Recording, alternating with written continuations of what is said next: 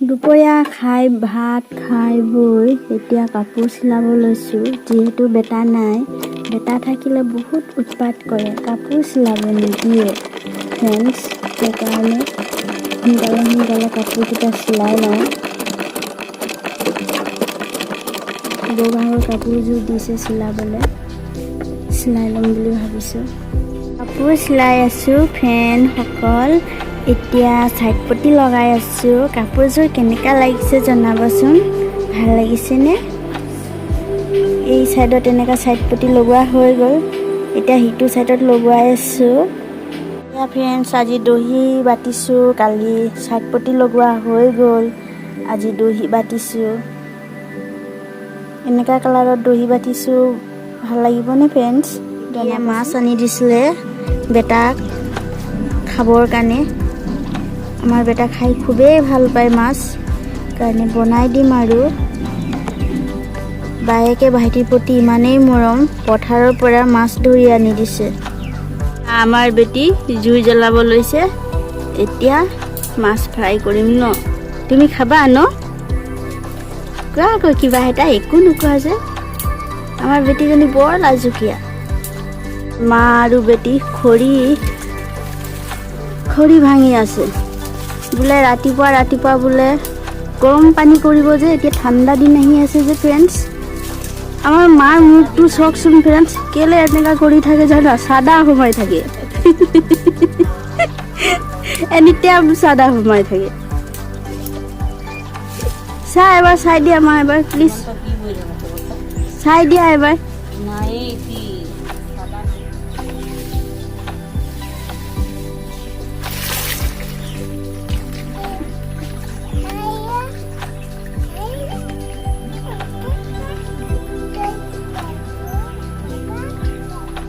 A few moments later, 2,000 years later, 1 eternity later. আমাৰ বেটা শুই উঠিলে,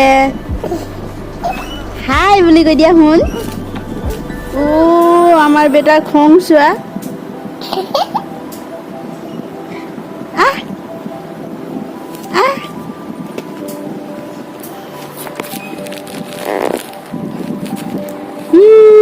হাই বুলি কৈ দিয়া শুন। সেইটো ভুম বাজিছে, তুমি ভুম যাবা? কাৰ লগত যাবা? বিষ্ণু মামাৰ লগত। বিষ্ণু মামা নাই নহয় শুন।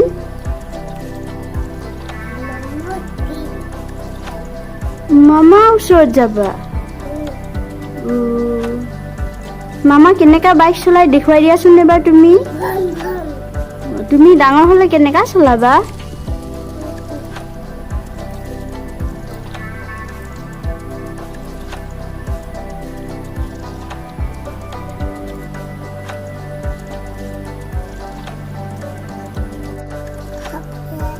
সাপ খাইছা? সাপ নহয়, মাছহে খাইছা তুমি। দেখুৱাই দিয়াচোন।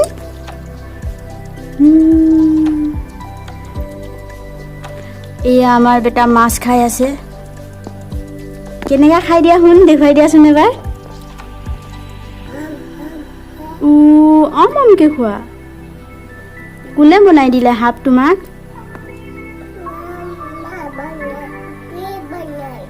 মা বনাই দিলে।